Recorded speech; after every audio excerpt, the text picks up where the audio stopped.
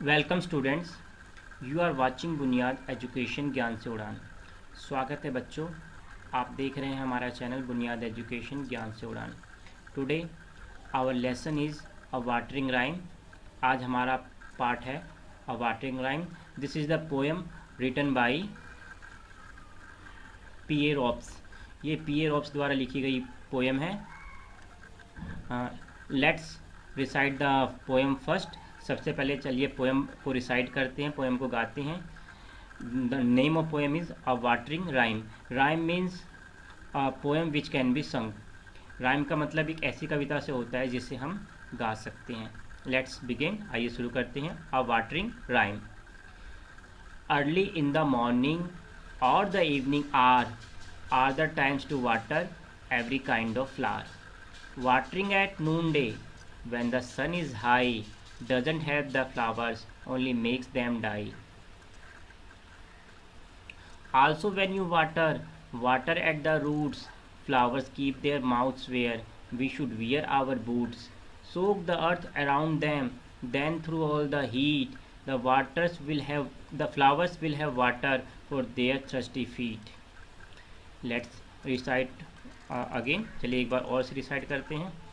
Early in the morning और the evening are the times to water every kind of flower. Watering at noonday when the sun is high doesn't help the flowers, only make them die. Also, when you water at the roots, flowers keep their mouths where we should wear our boots.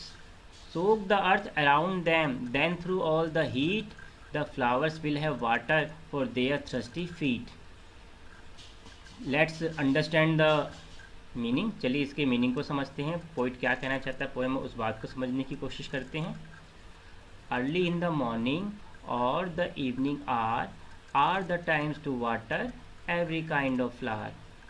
सुबह सुबह के वक्त और शाम के समय फूलों को, हर तरह के फूलों को पानी देने का समय होता है। बच्चों, जो फूलों को, पौधों को हमें पानी देना चाहिए वो तो या तो एकदम सुबह देना चाहिए या एकदम शाम को देना चाहिए। और कोशिश ये कीजिए कि आप शाम को पानी दीजिए, क्योंकि शाम को जो आप पानी देते हैं पौधों में वो पूरी रात गमलों में नमी बनाए रखता है। वो पानी पौधों को और ज़्यादा फ़ायदा करता है। आगे बता रहा है poet, watering at noonday when the sun is high doesn't help the flowers, only makes them die. दोपहर के समय जब सूरज एकदम ऊपर चमक रहा होता है, उस समय फूलों को पानी देना उनके लिए लाभप्रद नहीं होता है, बल्कि इससे कई बार पौधे, फूल मर जाते हैं, मुरझा जाते हैं, क्योंकि उनको नुकसान करता है। अधिक टेम्परेचर में पानी डालने से उनको हार्म होता है पौधों को। Also when you water at the roots, flowers keep their mouths where we should wear our boots. और जब आप पौधों को पानी दीजिए, उनकी जड़ों में पानी दिया कीजिए। फूलों की क्या मुंह वहाँ पर होता है जहाँ पर हम जूते पहनते हैं, यानी कि हम पैरों में जूते पहनते हैं, नीचे अपने पैरों के जूते पहनते हैं, लेकिन पौधों की जड़ें जो होती हैं वो नीचे होती हैं। तो पौधों का जो मुंह होता है वो नीचे की तरफ होता है, जड़ों में होता है। Soak the earth around them, then through all the heat the flowers will have water for their thirsty feet. जो फूलों पौधे हैं, आपके फूल हैं, उनकी जड़ों के आसपास की ज़मीन को गीला कर दीजिए, उनमें पर्याप्त मात्रा में पानी डाल दीजिए। तब क्या होगा, पूरे दिन की गर्मी को वो बर्दाश्त कर पाएंगे। और उनके जो प्यासे पैर हैं, यानी कि उनके जो रूट्स हैं, थर्स्टी फीट का मतलब यहाँ पर है रूट्स, उनके जो जड़ें हैं उनको फूलों को पूरे दिन, पूरे समय पानी उपलब्ध करा पाएंगी। बच्चों, आपकी पोएम यहाँ पर ख़त्म होती है। Let's discuss the new words. Hour मतलब घंटे, समय, 1 घंटे का समय, 2 घंटे का समय। वाटरिंग का मतलब होता है पानी देना। नून डे, दोपहर का समय। बूट्स, जूते। सोक, डुबोना, गीली चीज़ में, लिक्विड में डुबोना को हम सोक कहते हैं। हीट, गर्मी या तपन। Under the section reading is fun, let discuss the question answer. Reading is fun के अंतर्गत क्वेश्चन आंसर डिस्कस कर लेते हैं। What is the best time to water the plants? पौधों को पानी देने का ठीक समय क्या है? तो आंसर होगा early morning and evening time is the best to water plants. Second question is when should we not water the plants, हमें पौधों को किस समय पानी नहीं देना चाहिए। We should not water the plants at noon time, दोपहर के समय कड़ी धूप में हमें पौधों को पानी नहीं देना चाहिए। Which part of the plant should be watered, पौधे के किस हिस्से में पानी देना चाहिए। रूट शुड बी वाटर्ड, जड़ों में पानी देना चाहिए। बच्चों अगर आप एक क्वेश्चन आंसर करना चाहते हो तो आप वीडियो का स्क्रीनशॉट खींच के आराम से काम कर सकते हैं। मैंने इसीलिए क्वेश्चन आंसर लिख दिए, समझाने के साथ साथ मैंने इसलिए लिखा है ताकि अगर आपको ज़रूरत हो तो आप स्क्रीनशॉट लेके इसके आंसर्स को नोट डाउन कर लें। चलिए आगे बढ़ते हैं। वर्ड बिल्डिंग, वर्ड बिल्डिंग यानी कि शब्द निर्माण। यहाँ पर आपको कुछ फूलों के नाम दिए गए हैं और उनके अल्फ़ाबेट्स को, लेटर्स को आगे पीछे कर दिया गया है। Place letters in the right order to form the names of flowers, यानी कि शब्दों को सही क्रम में लिखकर उनसे फूलों के नाम बनाने हैं। पहली स्पेलिंग है PAETWEES, तो जो हमारा वर्ड बनेगा वो बनेगा स्वीट पी। यहाँ पर आप देख रहे हैं कि आपकी बुक में इनकी पिक्चर्स भी दे रखी है, पर मैंने क्या किया है, इन पिक्चर्स की स्पेलिंग तो सही करी है, साथ में आपको और बेटर अंडरस्टैंडिंग के लिए इनके नाम भी दे दिए हैं। जैसे कि sweet pea, number 1 sweet pea, ये देखिए स्वीट पी की पिक्चर ये है स्वीट पी। दूसरा फ्लावर है मैरीगोल्ड, नंबर 2 पे ये रहा आपका मैरीगोल्ड। तीसरा फ्लावर है जैस्मीन, नंबर 3 पे ये रहा जैस्मीन, जिसे हम चमेली भी बोलते हैं, मैरीगोल्ड को गेंदा बोलते हैं। लोटस, फोर्थ फ्लावर है lotus, this one is lotus. Now here it is मोगरा, ARGOM, इसको जब रीअरेंज करेंगे तो MOGRA मोगरा बनेगा। This one fifth one is मोगरा। देन DHAAIL, इसको जब हम रीअरेंज करते हैं तो ये बनेगा DHALIA dahlia. This one is dahlia, सर्दियों के मौसम में फूल खिलता है ज़्यादा डहलिया का, कई कलर में मिलता है, पार्कों में आप देख सकते हैं इस आसानी से। फिर है फॉलेक्स, P स्पेलिंग इसकी उल्टी, जिसे हम अरेंज करना था वो LHP था, इसे जब हमने रीअरेंज किया तो बना फॉलेक्स, PHOLX फॉलेक्स। तो ये रहा फॉलेक्स का फ्लावर, आप देख सकते हैं। थोड़ा सा मैंने भी इसको कम देखा, यानी कि थोड़ा रेयर काइंड का फ्लावर लग रहा है ये। इसके बाद ये ANSPY, जब हम इसे रीअरेंज करते तो बनता है पेंसी। पेंसी का फ्लावर आप देख सकते हैं 8 नंबर पे। ये भी यूजली सर्दियों में ज़्यादा दिखाई देता है फ्लावर। इस पर ऐसा लगता है कि जैसे कि कैट्स की या डॉल की शक्लें बनी हुई हों। इसके बाद लास्ट फ्लावर है BISIHCUS, इसको हम रीअरेंज करते हैं तो ये बनेगा हिबिस्कस, और हिबिस्कस यानी कि गुड़हल को कहते हैं। This is hibiscus flower. Now come in the section of fun time, चलिए फन टाइम पे डिस्कस करते हैं। You have visited your school garden and seen different kinds of plants, shrubs and trees. This grid has the names of different parts of a tree. Look for these words. आपने अपने school के बगीचे में या आसपास में अलग अलग तरह के पौधे, झाड़ियाँ और पेड़ देखे होंगे। ये जो ग्रिड दे रखी है, शब्दों की ग्रिड दे रखी है, शब्दों का जाल दे रखा है, इसमें पेड़ के अलग अलग हिस्सों के नाम दिए गए हैं। जैसे कि बड कहते हैं फूल से कली को, जो फूल से जब फूल नहीं खिला होता तो उसे हम यूजली बड कहते हैं। पोड यानी कि जो फल बनता है, जैसे कि मटर का पोड होता है पी का, तो पोड जब फ्रूट्स नहीं बनता तो फ्रूट्स बनने से पहले की अवस्था को हम पोड कहते हैं। लीफ पत्ते को कहा जाएगा। स्टेम तना, रूट्स जड़ें, थ्रोन्स कांटे, कई पौधों में कांटे होते हैं, आपको पता होगा। ब्रांचेस शाखाएं, बड़े पेड़ होते हैं उनमें अलग अलग डालियाँ निकल रही होती हैं जो आपस में जुड़ी होती है, तो हिस्से को उस पार्ट्स को हम ब्रांचेस कहते हैं। और फ्लावर्स, अब देखिए मैंने यहाँ पर इन सभी नाम्स को अलग अलग तरह से सर्कल कर रखा है। ये रहा LEAF लीफ मिल गया हमें यहाँ पर, FLOWER फ्लावर मिल गया यहाँ पे, ROOTS रूट्स मिल गया यहाँ पे हमें, BRANCHEH ब्रांचेस मिल गया हमें, STEM स्टेम मिल गया, THORNS थ्रोन्स मिल गया, POD पॉड मिल गया। तो इस तरह से सारे वर्ड्स हमें मिल गए इस ग्रिड में। आप भी इसे अपनी बुक में ढूंढ के सर्कल कर लीजिए। आगे बढ़ते हैं। लेट्स टॉक में पहला क्वेश्चन है, do you have a garden at home? क्या आपके घर में बाग है, बगीचा है? तो मैंने आंसर लिखा है yes I have a terrace garden at my home. देखो बच्चे, बड़े बड़े बगीचे तो हमारे घरों में नहीं हो सकते क्योंकि हम खुद छोटे छोटे घरों में रहते हैं, लेकिन हम अपनी टेरेस पे रूफ पे बहुत सारे पोट्स रखते हैं और उन पोट्स में प्लांट्स लगाते हैं, तो हम उन्हें भी एक तरह का स्मॉल गार्डन कह सकते हैं। तो ऐसे जो टेरेस पे पेड़ पौधे लगाते हैं लोग, तो उसे टेरेस गार्डन कहा जाता है।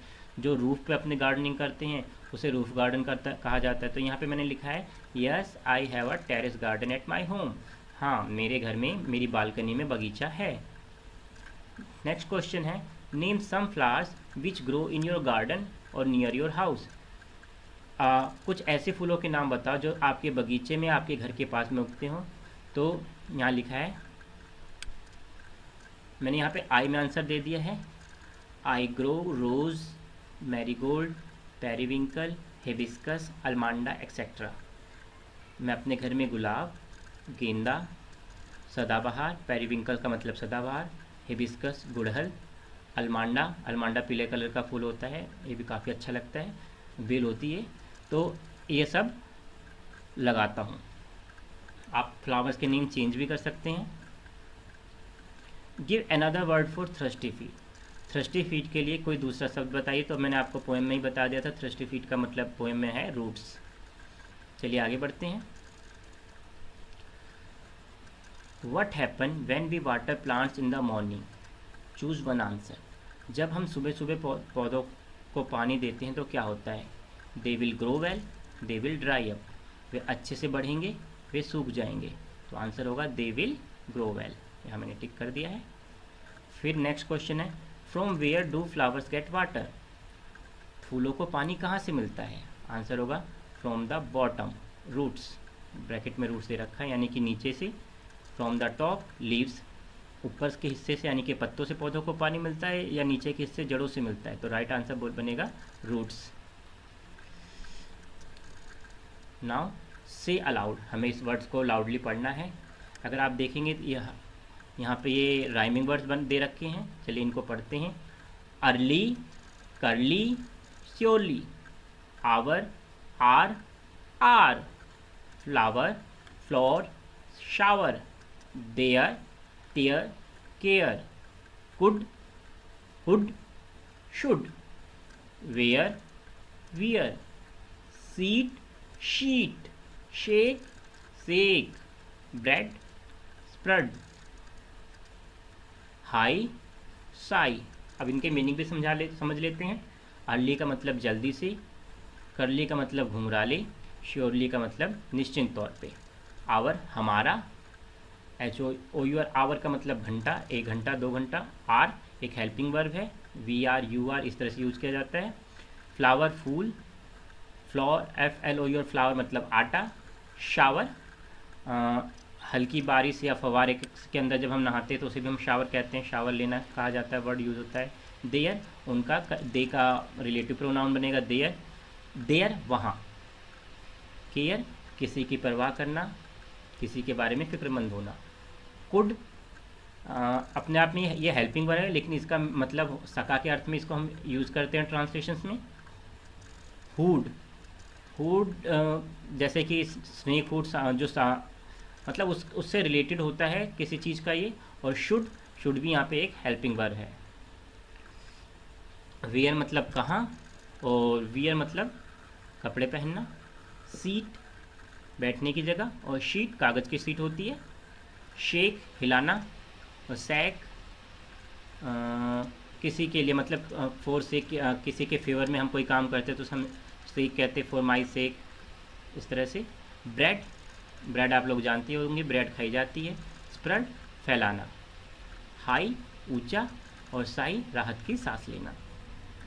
नेक्स्ट पार्ट है pick out the silent letters from these words. English में बच्चों बहुत सारे ऐसे वर्ड्स होते हैं जिसमें कोई एक लेटर साइलेंट होता है, यानी कि वो वर्ड में लिखा तो जाता है लेकिन उसे हम बोलते नहीं, तो उसे हम साइलेंट लेटर्स कहते हैं। जैसे कि यहाँ पे पहला वर्ड है आर, इसमें H साइलेंट है। दूसरा वर्ड है ऑफन, इसमें T साइलेंट है। अगेन वर्ड है राइट, इसमें W साइलेंट है। निट, इसमें K साइलेंट है। नो, अगेन K साइलेंट है। नाइफ, अगेन K साइलेंट है। रॉन्ग, W साइलेंट है, नाइट H साइलेंट है, हाई G साइलेंट है, डाउट B साइलेंट होगा, कुड L साइलेंट होगा, वाक L साइलेंट होगा। चलिए इन वर्ड्स के एक बार मीनिंग भी समझ लेते हैं। अगेन आवर का मतलब होता है घंटा, 1 घंटा 2 घंटा, ऑफन अक्सर, राइट लिखना, निट बुनना जैसे स्वेटर बुनना, नो जानना, नाइफ चाकू, रॉन्ग गलत, नाइट रात्रि रात, हाई ऊंचा, डाउट संदेह, कुड हेल्पिंग वर्ब है लेकिन सका के अर्थ में यूज होती है, वाक चलना। चलिए अब हम आ जाते हैं सेक्शन में जिसका नाम है लेट्स राइट। लेट्स राइट के अंदर देखते हैं, आइए लिखें इसके अंदर क्या करना है हमें। Write rhyming words for the words given below, one has been done for you. नीचे दिए गए शब्दों के लिए तुकान शब्द यानी कि राइमिंग वर्ड्स लिखने हैं। तो इनमें से एक एग्जाम्पल हमारे लिए करके दिखाया गया है। मॉर्निंग, मॉर्निंग का राइमिंग वर्ड्स दे रखा है इवनिंग, और मैंने इसमें एक और जोड़ दिया रीनिंग। ये ING इसका लास्ट राइमिंग का मतलब जैसे एक जैसे साउंड जिनके लास्ट में प्रोड्यूस हो। Morning, evening, raining. मॉर्निंग का मतलब सुबह, इवनिंग का मतलब शाम, रेनिंग का मतलब बारिश। कार, स्टार, वार, फार। कार का मतलब आप लोग जानते हैं गाड़ी, स्टार तारा, वार युद्ध, फार दूर। हाई, शाई, थाई। हाई का मतलब ऊंचा, साई का मतलब राहत की सांस लेना, और थाई जांग को कहते हैं। Boots, roots, loots. बूट्स जूतों को बोलेंगे, रूट्स जड़ें, और लूट्स मतलब लूटना।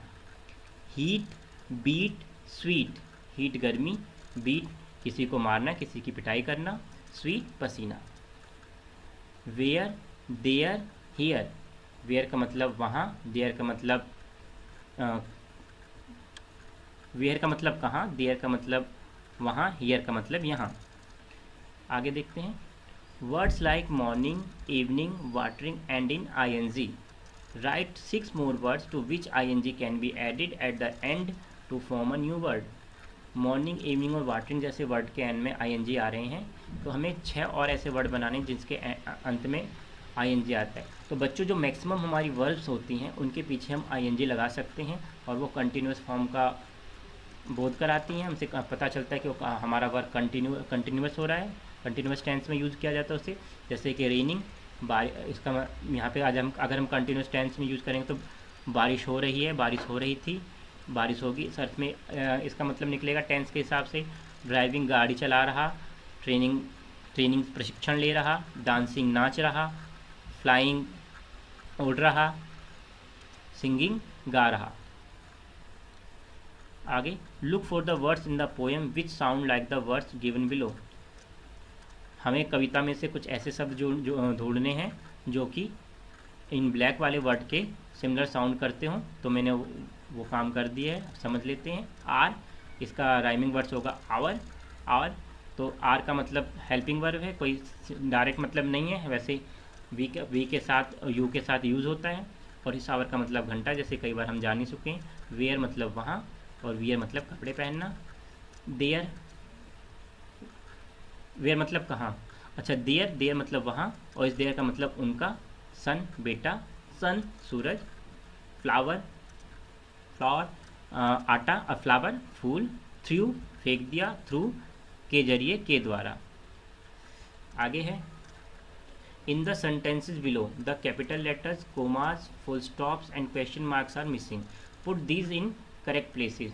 दिए गए वाक्यों में capital letters, commas, full stop और क्वेश्चन मार्क सब गायब कर दिए गए हैं, इन्हें हमें राइट प्लेस पे लगाना है। पहला सेंटेंस है on Monday I will go to school. तो फर्स्ट थिंग बच्चों, कोई भी सेंटेंस जब बिगिन करेंगे तो उसका पहला लेटर हमेशा बड़ा लिखते हैं। तो हमें सबसे पहले ये चीज़ हमें हर एक सेंटेंस में करनी होगी।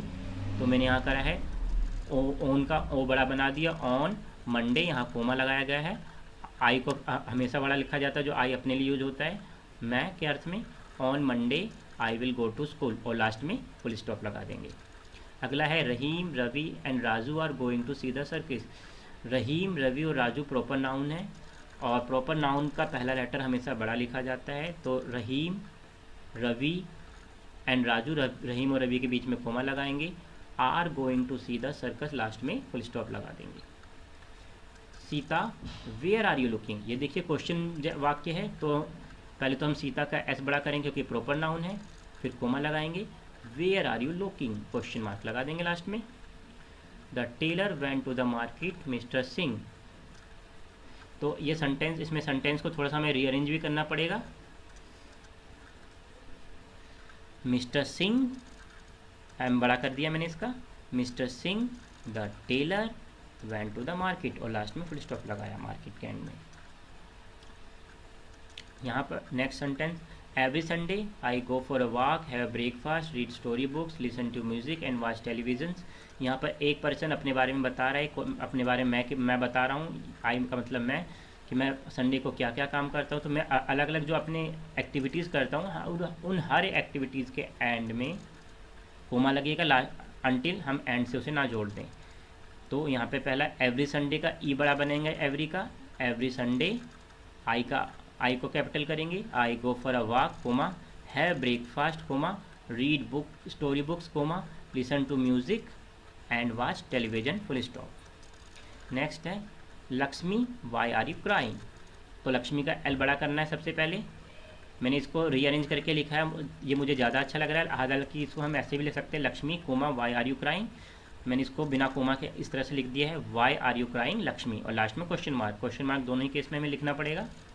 नेक्स्ट है what is the colour of the sky. ये क्वेश्चन सेंटेंस बनेगा, तो यहाँ पे वट का डब्ल्यू बड़ा बनाएंगे, कैपिटल करेंगे, what is the colour of the sky, last में क्वेश्चन मार्क। नेक्स्ट है oranges mangoes bananas and papayas are fruits. Again oranges mangoes bananas and papayas fruits के नेम है, तो इनके लेटर्स को हम बड़ा लिख रहे हैं, oranges comma mangoes comma bananas and papayas are fruits. अब बच्चों लास्ट सेक्शन पे आ जाते हैं, इसका नाम है राइट अ स्टोरी।